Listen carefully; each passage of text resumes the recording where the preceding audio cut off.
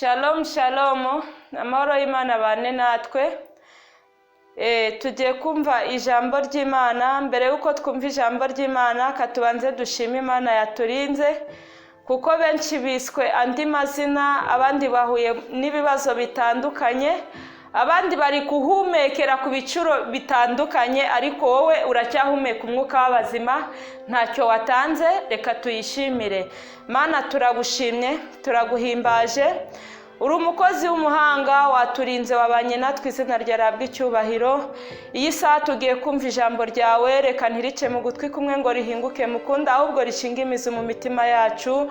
Nanjye ugiye kurivuga, reka umpagarareho, undinde buri mwuka mubi wose, undinde ibyamvangiriye isaha, mu izina rya Yesu Kristo wa Nazareti, amena. Ku mazina ni yayandi, nitwa Umutoni Sandrine.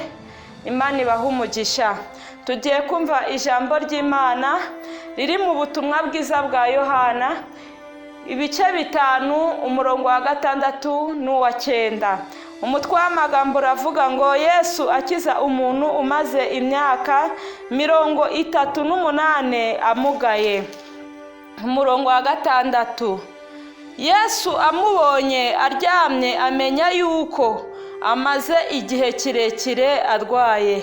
Aramubaza, mbese urashaka gukira? 9. Muri ako kanya uwo muntu arakira, yikorera uburiri bwe arigendera. Amina. Uyu muntu yari ari ku kidendezi, amaze igihe kirekire, imyaka myinshi cyane ku kidendezi. Yarebaga hirya no hino akabura uwamufasha, yareba hirya no hino akabura uwamutereramo, kandi ngo imbeho yari nyinshi cyane, n'izuba ryari ryinshi cyane, yewe n'imvura yaragwaga ikahamusanga. Ariko ngo hari igihe marayika yageraga muri ayo mazi, ukomeza iryo jambo ry'Imana, ngo amazi akihinduriza. Babandi hari impumyi, hari ibirema, hari abantu bafite ibibazo byinshi cyane bitandukanye. Icyo gihe marayika yinjiraga mu mazi, benshi babaga bari maso kugira ngo niyinjiramo amazi niyihinduriza batanguranwe bajyemo, kubera ko wajyagamo mbere ari we wakiraga. Nuko icyo gihe rero icyo kirema cyashakaga kugira ngo kijyemo, kubera ko nta bushobozi cyari gifite ngo abashe kwinagamo, biranga. Ariko benshi barahamusanze, benshi bamusanga kuri icyo kidendezi, bamwe barakira bakajya bataha bakahamusiga. Ariko we kubera ko nta bushobozi, nta kuntu yabashaga kugira ngo ajye muri ayo mazi, akavuga noneho byibura reka uyu munsi mbe maso, igihe byibura marayika naza nanjye nshake uburyo nakwinjira mu kidendezi. Ariko kubera ko nta bushobozi yari afite, yaravugaga reka nanjye nitanguranwe, bikanga kwajyamo. Uwajyaga muri icyo kidendezi, uwakigeragamo mbere, niwe wakiraga indwara ze zose, cyangwa se agakira ibibazo bye byose. Byaba bigoye cyangwa se bibabaje kuba waravukiye ku kidendezi, cyangwa se nyoko wakubyaye yarakivukiyeho, mu miryango yawe bakaba bicaye ku kidendezi, nta n'umuntu n'umwe wabasha guterera mu ndi. Ariko ririya jambo ryaramfashije. Yesu akimubona yamenye ko amaze igihe kirekire, mu bibazo, amaze igihe kirekire arwaye, amaze igihe kirekire yarabuze uwamutereramo. Nuko arangije akibona Yesu, we aritanguranwa, aramubwira ati, Data, iyo abandi baje babona ubaterera mu mazi, ariko njyewe nabuze uwo kuntereramo. Yesu arangije yumviriza ibyo ari kumubwira. Yesu yamubwiye ijambo ryiza cyane, ese urashaka gukira?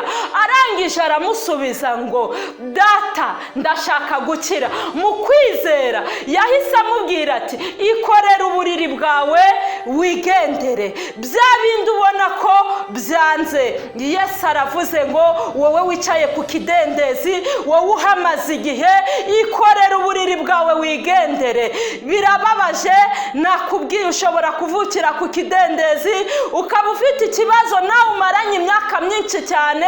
Ikidendezi ntikireba ngo uyu ni uruhinja, ikidendezi ntikireba ngo uyu ni umukuru. Ikidendezi Imana yabishatse yakwicaza ku kidendezi.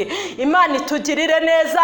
Wowe waba waravukiye ku kidendezi udafite uwakunagamo, Yesu aravuze ati ikorera uburiri bwawe wigendere. Wowe waba ufite amafaranga menshi cyane ariko ukaba wicaye ku kidendezi. Hari igihe umuntu agira amafaranga, ubukene si bwo bwicaza umuntu ku kidendezi gusa, ahubwo ushobora kugira amafaranga ukayaburiramo amahoro.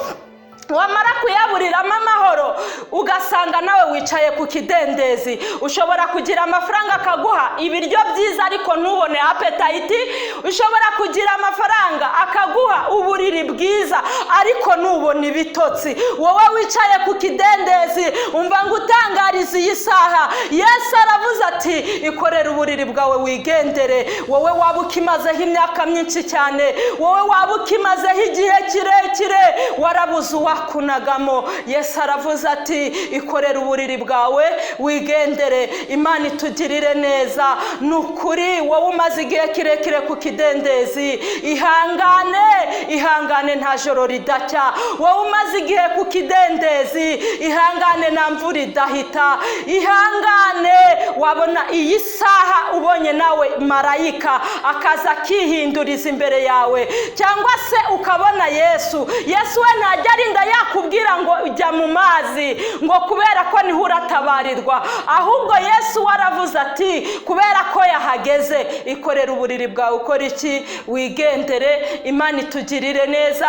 Bya bindi bikuhangayikishije, bya bindi bikubujije amahoro, wowe wicaye ku kidendezi ni wowe ndikubwira. Wowe wicaye ku kidendezi cyo kubura urubyaro, wowe wicaye ku kidendezi cyo kubura ubwishu, wowe wicaye ku kidendezi cyo kuba mu kode imyaka n'imyaka, wowe wicaye ku kidendezi cyo kuba ufite amafaranga ariko akaguca mu myanya y'intoki, wowe wicaye ku kidendezi cy'agahinda, wowe wicaye ku kidendezi utabona uwagutereramo, Yesu aravuze ati ikorera uburiri bwawe wigendere. Reka dusenge Imana, uzamure kwizera. Waba uri ku kidendezi cy'uburwayi, waba uri ku kidendezi cy'ubukene, waba uri ku kidendezi cyo kwangwa, waba uri ku kidendezi cy'uburyo bwose ubwo ntabasha kuvuga, ariko Imana irabizi.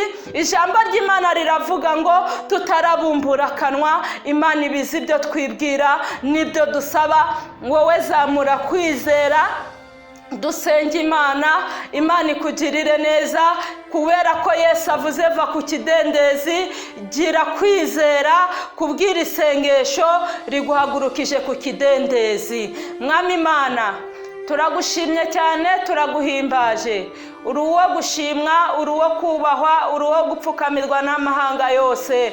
Jambo ryawe riratubwira neza ngo mu mahanga yose abubaha Imana ngo bagakora ibyo gukiranuka abura bemera. Mana, iyi saha dushaka kwemerwa nawe, kubera ko umwana w'umuntu agira amarangamutima. Reka uhagurutse buri wese wemeye ku kidendezi, reka uhagurutse ubabaye ku kidendezi, udashoboye kuhava uhamukure mu izina rya Yesu Kristo. Sengeye abafite ibibazo hirya no hino, abamaze igihe kire barwaye, abamaze igihe kire batabyara, abamaze igihe kirekire barabuze hirya no hino. Uri Imana ifasha abadafite shingiro na rugero, nzi ko ushoboye byose.